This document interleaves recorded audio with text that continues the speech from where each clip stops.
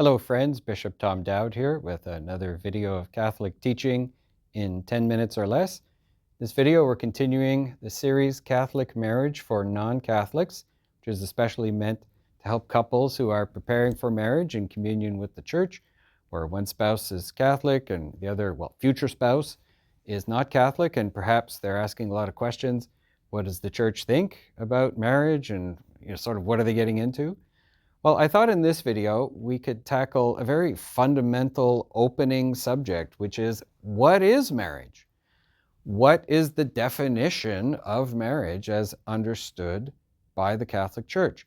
Now, there are whole PhDs that have been written on this subject, but to summarize it in just a few words, from the Catholic Church's point of view, marriage is a partnership for life. That's what the couple is getting into. They are creating a partnership between the two of them, and it's a partnership for life. So the next question is, what does that mean? Well, when we think of the concept of life, you can look at it in different ways. So there are three ways I've placed on the board here. Partnership for life, first of all, means until death do us part. You may have heard that phrase, perhaps in other marriage ceremonies or, I don't know, some movie or TV show. Until death do us part. Basically, what it means is there is no expiry date for marriage. It lasts as long as the two members of the couple are still alive. Once one of them is passed, the Catholic Church believes that the marriage is then dissolved. But until then, a valid marriage stays valid. There are certain very exceptional cases where the authority, the spiritual authority of the Church, can be used to dissolve even a valid marriage, but those are very, very limited. Generally, it's until death do us part. That's the idea of partnership for life, first of all. So it's about duration. So if a couple is getting married and one of them is saying, they're setting some kind of time limit, whether it's an actual calendar date, we're going to stop being married after this date, and they're thinking that in advance. Or maybe they've set certain conditional criteria. I will be married to you as long as you continue to make $1 million a year, but if you ever lose that, then too bad, I'm leaving. You haven't entered into a partnership for life, which shows that the next criteria is what we call the good of the spouses. What does the good of the spouses mean? Well, in the marriage vows, for example, you'll often hear phrases like, I promise to be true to you in good times and in bad, in sickness and in health. Sometimes the phrase for richer or poor is used. The idea is that the partnership over the course of life, sometimes it'll be a very prosperous partnership, and sometimes there will be challenges. Maybe one of the two partners falls sick, in sickness and in health. Maybe one of them loses their job or wins the lottery, richer or poorer. Regardless, whatever they're bringing in, their struggles and their blessings become part of their marriage. And so the partnership exists for the good of the spouses, which means it's not always a 50-50 partnership. Frankly, there will be times when one partner is called to give more than the other. And if partners are getting into their marriage, spouses are getting into their marriage with, a balance sheet where they're calculating how much I gave and you gave, and it's never going to work, right? There's an aspect of the gift of self involved in marriage, a mutual gift of self, but not necessarily an equal one, just because it's not likely to be equal all the time at every single moment in the marriage. It's a partnership for the whole of life, for the good of the spouses over the span of that whole of life, over the span of that marriage. But if somebody were to get married, and they were getting married for what they were going to get out of it, but not for what they might be called to give of themselves, those kinds of conditions mentally set in advance of marriage, that raises a lot of questions about people's understanding of what they're getting into. So marriage is a partnership of life in terms of duration, in terms of what we bring to the marriage, And finally, the gift within marriage.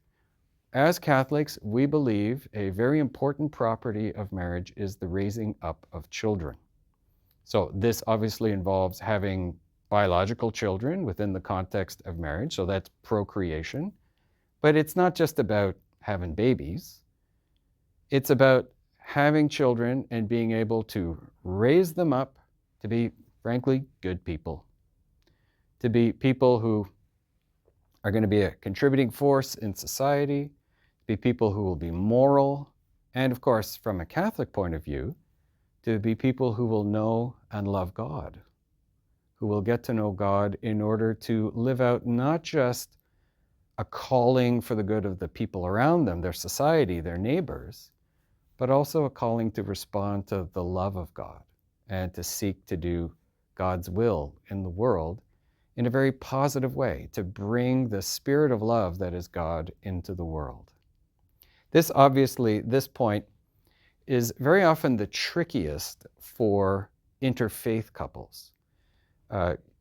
Generally, the idea of marriage till death do us part and the good of the spouses, that's usually non-controversial in interfaith marriages.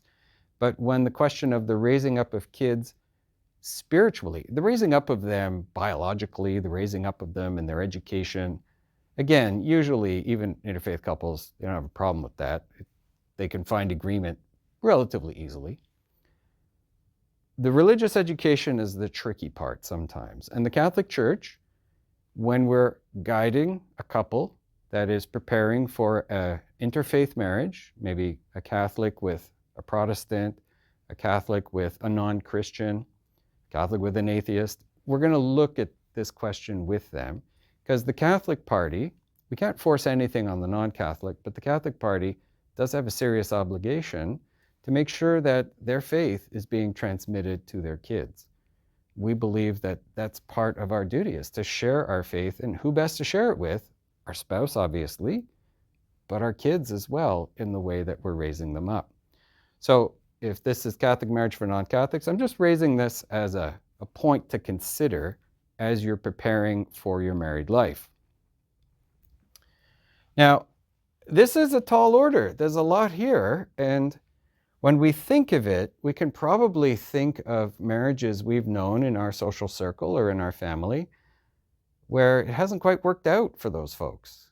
And why not? I mean, I'm sure the vast majority of them entered into their marriage with the right intention.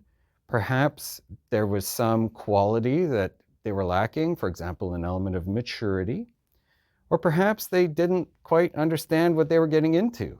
And as their marriage progressed, they realized, boy, this is actually kind of demanding, and it was tough. Catholic Church, we're not dumb. We know there are challenges in marriage. We've seen it. I won't say 1,000 times, 1 billion times. So, final tip, you want to have a long, successful, happy marriage. There are certain virtues that it's really worth developing. Patience, generosity, and the most spiritual of these, gratitude. These are key virtues to successfully living the partnership for life. I'd like to explore those further with you, but unfortunately we're out of time in this video, so please come back again as we explore the basic virtues that help us to grow into successful couples. God bless all of you.